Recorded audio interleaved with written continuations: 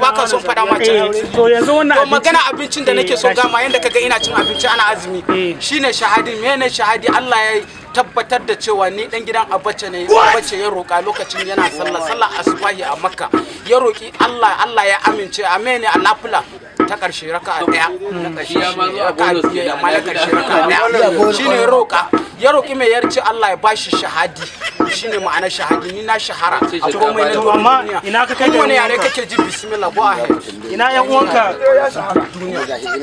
yaran duniya wanda kake ji bismillah kai ya kace kana da wani sako in zaka ban naira ba ma shahadi tambaya ne zaka ban shahadi lallaba shi ake kirka kunan ka ba ɗaya sunan mutum nawa ne nan da sunan mahaifin shi to mutum nawa ne nan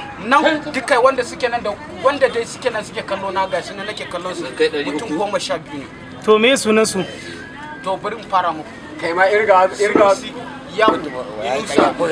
Ibrahim Jamilu Musa Isiyaku Jamilu waya akwai mata ai to Ibrahim Rabiu to ni ka tsallake ni sunan ka Isiyaku ko to yanzu